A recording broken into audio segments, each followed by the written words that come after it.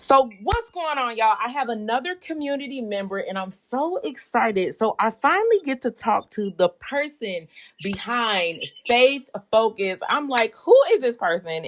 And Jordyn finally carves out some time for us to share space, for me to get to know her and for y'all to get to know her.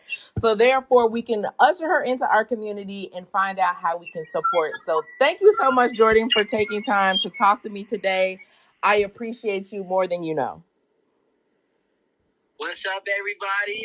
I'm Jordyn. Thank you, Leslie, for bringing me in this conversation. This has been honestly my life's work, so I'm excited to get into the conversation, give my advice, and share my story. Perfect. Let's do it. So tell us, how did you get into fitness? Like, have you always been fit? Have you always been this fitness junkie, or did you just stumble upon this life? So my journey is probably more, the most relatable. I'm originally from Houston, Texas, and I spent most of my life being overweight. So I come from a big family.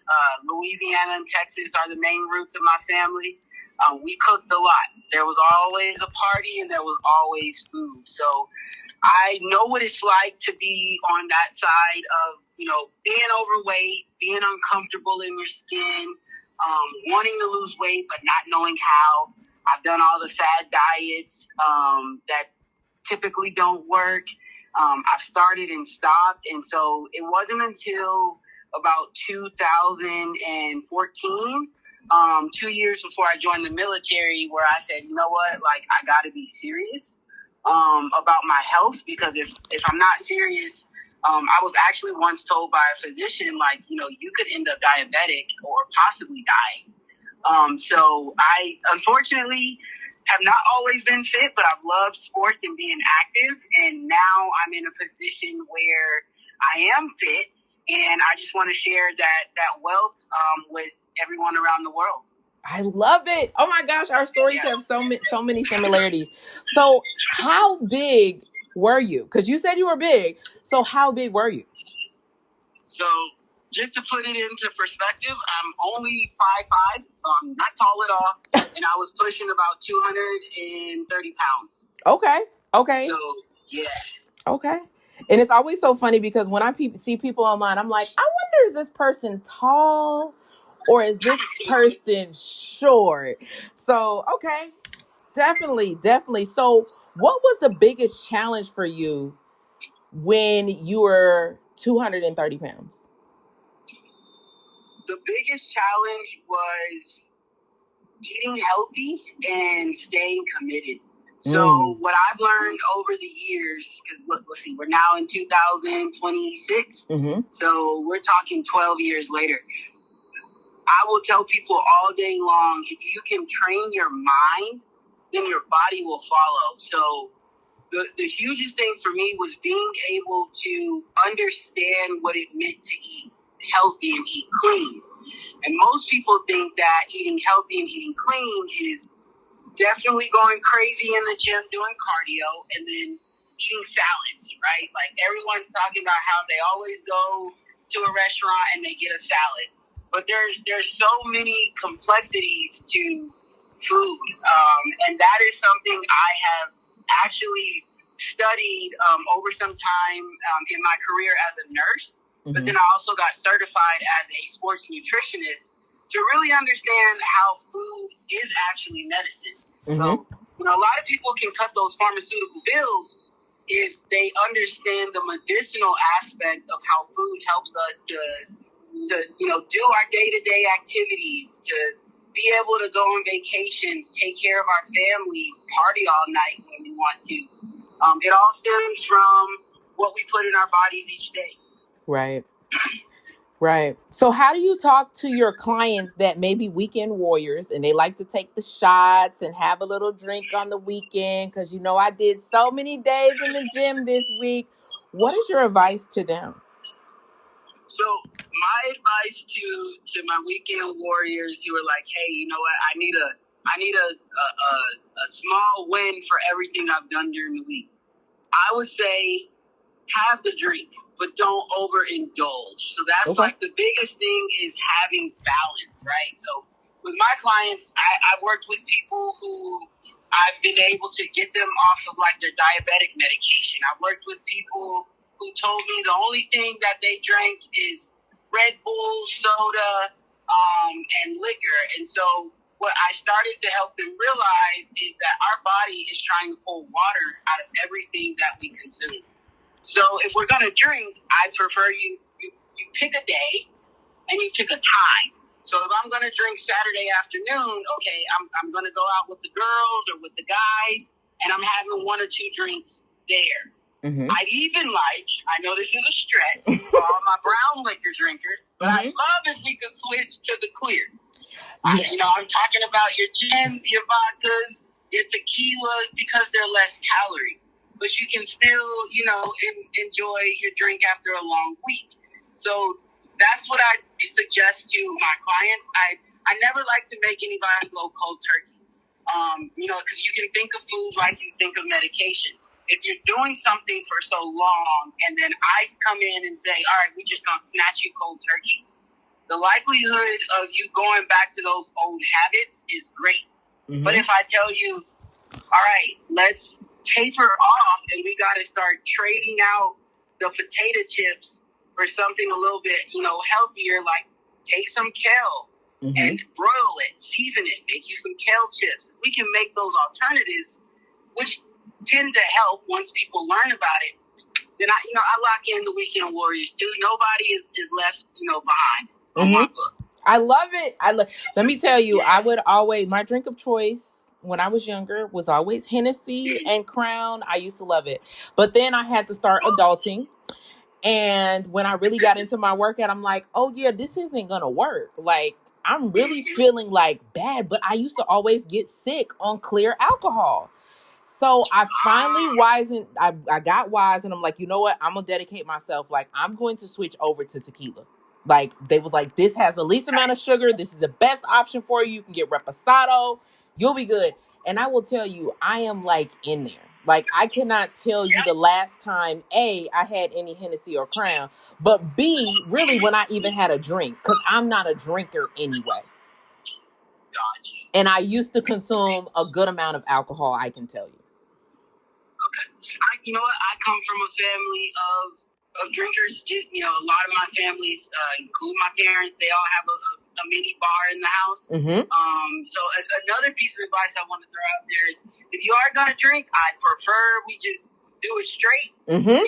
Just if you're gonna drink the whiskey on ice. I know that's some people say, Lord, that puts some hair on your chest. That's for the grown people, but be grown. Do it. Just right. Go ahead and just take it to the head and move on. But I will say, me too. I used to drink Crown. I was a Crown drinker in college. I definitely did the Hennessy and Red Bull, all that stuff. But then I was actually watching a personal trainer. I can't think of his name. He, dude, was when you talk about abs for days, man but he still drinks. So I'm like, what is this guy drinking? Mm-hmm. He drank gin and tonic water. Yep. So I'm like, all right. Let me try it. I went to the bar one time, got me a gin and tonic, my very first one. I'm like, this is nasty. There's no way I can do this. But then I was like, you know what? Let me give it another try. Mm-hmm. So ever since then, of course, I get judged all the time about it, but gin and tonic, that's my choice to drink, and I don't feel guilty after having a drink on the weekend. And then you don't feel bad when you go in the gym. I used to feel bad when I had dark liquor. Now I love tonic water. I actually love tonic water with no sugar. And tequila, it's amazing. It's amazing. Okay. And I'm just like, I can have my drink and I can be totally done and I'm good to go. I have no issues. So absolutely, I say let's do it. I say for all the weekend warriors, because when I finally tightened up on my diet, it was really the alcohol. The alcohol with all the extra. I also told one of my clients recently, if you feel like you just need to mix this drink, since you already juice, you need to juice your mixer. Ooh. That's a good tip. I like that. Okay. So whenever I have my drink, get the most calories. I will juice like my cucumber, my lemon, my ginger. I'm shaking it up and I can put liquor in there. and I'll be done. Or if it's way too bitter, I can actually throw a little bit of, agave or sugar cane in there, and I can be done. But I don't need to have a whole bunch of it. I can control it now. That is the key to success right there. Is you control how much sugar, how much salt, and all those things that you put in a drink, in a food, and that's where most of the calories come from. We also got to talk about our Starbucks village, because man, there's a lot of people out here that those frappes, those lattes. I'm like, y'all are drinking 1,000, 2,000 calories in one city. Exactly. And I tell people all the time, there's a way around. And it's so funny because one of my homegirls, she came over. She's like, can I have some coffee? So I love to cook. I love to entertain, have people over. It's just great for me. And I got this coffee my mom sent me because she went on a trip recently, and it's so good. And she's like, do you got any milk so I can have some creamer? And all I keep is oat milk. That's really my go-to. But I have protein shakes. I said, look, if you need creamer, you need to use this protein shake. She said, you using a protein shake for creamer? I said, yeah, I'm going to use it for the milk in my cereal too if I need to. And just put a little bit of water with it. I'm like, you already have what you need. Stop getting what you don't need. Yep. One of the things that I've come to learn over this journey too is, we're in a season of now mental health is getting the shine. I feel like it definitely still needs, but didn't get until COVID hit. And it's also, the way in which we view ourselves, the way we think, and how we see the world. And so most people, I used to work in a grocery store long before I joined the military, and I actually did my senior exhibition project on this. But when you go in the grocery store, if you look at how it's laid out, everything that you need to be successful, or I deem you need to be successful, lives on the perimeter of the store. So you're talking about your meat section, you're talking about produce, bakery, seafood, deli, all the fresh stuff is on the perimeter of the store. Right. And then when you get to the center of the store, you're looking at, the aisles. And obviously I tell people, do your best to stay away from the aisles unless you need things like spices, rice, oatmeal, stuff like that. And then I'll take you a step further. When you get on the aisle, we'll take the cereal aisle. It's my favorite aisle. Okay. I go down it a lot, but I like to use it. If you ever notice the cereal aisle, the healthy cereal is up top, right? Or it's down below. But the sugary stuff is right in the average person's eye level. Yes. Or the average child's reach. So you see how some grocery stores, or most grocery stores, we're kind of set up for failure there too, because the healthy options are there, but we put them just out of your eyesight so you won't look for that stuff. Right. And one of the things I tell people is to stay really out the grocery store and buy local. I go to the farmer's market typically on weekends. Yes. I love going to the farmer's market. I can see who's growing my food. I can have a conversation with them. I love buying my meat from a black farmer here. Amazing. Like, she has great protein. She ships now. It's amazing.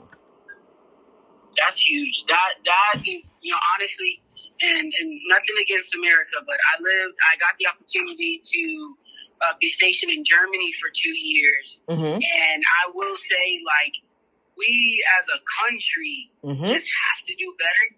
Like, the quality of the food in Europe versus here it's huge. And then when you talk about farmers, farmers are kind of, are the keys to the city, if you will, in terms of food is what we need, right? And with here and things being poisoned, animals being injected, we're talking about, obviously trying to get more food out. So now we have things being bioengineered. It all filters back to health, right? Because if I'm not taking accountability for myself, but I'm depending on professionals to do it without doing my own research, it's kind of not just on the health system. And if you think about the health system, right? They're trying to make $1. Exactly. So their motive is to get you back to that hospital and get you back in those exam rooms so those insurance companies can make their money. And to me, when you make the choice, because it is what I try to teach is it's a lifestyle thing. I don't want to teach people from the perspective of it's a diet, it's short term. We're only going to do this for 6 weeks and then we're done.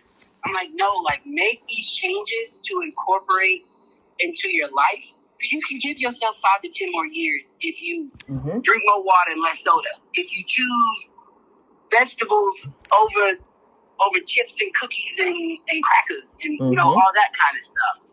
Yeah. Absolutely. I agree. I tell people all the time, it was so funny because people always tell me like, hey, I got to go to the doctor. My doctor told me my blood pressure is high. Now, my doctor has also told me in the past that my blood pressure was high when I was working in corporate America. And it was. But I told them, I'm going to fix it. And they told me, if you don't fix it, we're going to put you on blood pressure medicine next time we see you, because that's how high my blood pressure was. And next time they saw me, my blood pressure had went down significantly. And ever since then, now my blood pressure is normal. And I never forget, I said, you're the one that tried to shove blood pressure pills down my throat as if you were getting some type of major kickback. You weren't trying to listen to me or help me. And that's my biggest thing. I feel like that's where we step in. Absolutely. I agree. At what point does it stop? And then I also said, riddle me this. For me, in my mind, you got to help me figure out, how is somebody that is 23 years old, that may be a white male, and then somebody that is 36 years old, that is a black male, and then you have somebody that is 56 years old and is an Asian male. You're telling me all these people are supposed to have the same blood pressure, 120 over 80? All these people.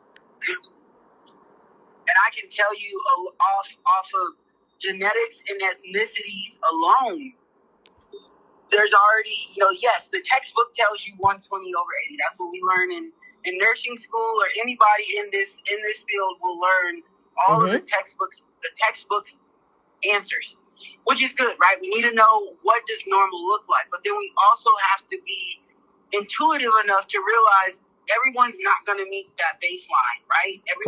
Everyone's environment also affects their health. Not just what they're eating, not just are they exercising, not are they drinking enough water, but also what do you do for work in a day? Because the way we're programming for someone who works 12-hour shifts or works 6 days a week is not the same way we would program for someone who is a stay-at-home mom, or someone who works 9 to 5 only Monday through Friday. So there are so many different nuances that go into your health. And I will say, in the medical world, that is the difference between a doctor of osteopathy versus a medical doctor. They're trained to give you medication. They're trained to pump you with all the chemicals to make the problem go away. But as we all know, you take that blood pressure pill, but then you got to think about your liver, your kidneys, right? Correct. How are they doing with filtering all of these things? And what I like about looking at it from a holistic approach is that in most cases, people who are type 2 diabetics, I'm getting this right, and then even people with blood pressure medications, just certain cholesterol, a lot of those things can be controlled by balance in what you eat and do. Correct. So if you have the ability to manipulate your schedule and also having the ability to manipulate what you eat, you won't even need that blood pressure pill, those medications, because like you said, you'll be able to, your blood pressure will come down, the weight will come off, you'll start feeling better. But like you said, people only do what they know, right? They know what they know, and what they don't know, they don't know. And the other thing is, we're just going to keep it real. People can appreciate someone that looks like them because they know they can relate to what they're going through. And in my experience as a Black woman, A lot of the ladies I see are Black women, and they have those questions like, okay, my blood work's coming back and saying everything's normal, but I still don't feel normal. Correct. So then it's like, okay, we gotta dig a little deeper. Mm-hmm. And they always do. I love it. I tell people all the time, you need to make sure you document and you need to make sure you ask questions, especially when you go to the doctor and we're concerning our health. And I wish more people, would really be mindful about their health. Like, if I would have known back in the day what I know now, things would definitely be different for sure. But I'm just thankful for the journey, even to be like on it the way that I am. Yep. So time and divine intervention for sure. So tell the people how they can contact you. If you're taking on any clients, does it need to be in person or virtual? Give them some information on what you have going on if they want to connect with you. All right, so people, I'm a mover. I recently got out of the military 9 years in, so I'm grateful for the Army, but I officially will be stationary in Texas next year. I do take people online. The way to reach me is at my fitness Instagram, which is faith_focus. I have my fitness page there. You can DM me. I also have my email, which is faithandfocus2020@gmail.com. I am currently taking on a couple of more clients. I'm happy to work with anybody. So just to add to my fitness background. So I got in fitness because obviously I needed to change. But then I took it a step further, and I have been doing bodybuilding for the last 5 years. I was nationally qualified in Virginia when I was living out there. My coach is still out there. So I do have a coach as well. Coaches have coaches too. Absolutely. And so between my nursing and bodybuilding background, I definitely love giving back to people. I deal with the BBWs, the big girls. Okay. But I also deal with males. I deal with everything in between. So, come talk to me. I'm happy to have a conversation and give people training. But I'm also, here if people just, want some tips on just day-to-day things they can do. Some of the smaller changes that I've done for people are, hey, let's start matching for every can of soda you have, 2 bottles of water or a bottle of water. And then eventually we start getting them into, okay, let's cut down the soda and let's start drinking a little bit more water. Let's go to maybe even juice. Can we try lemonade? Can we try a fresh juice? So yeah, hit me up. I'm here. I'm around. I'm grateful to be a part of the conversation. And thank you, Leslie, for giving me this opportunity. Absolutely. You're so welcome. Thank you so much for letting me be nosy and get all the tea about you and sharing it with everybody. I definitely appreciate it. Thank you so much, Jordyn. Until next time, peace.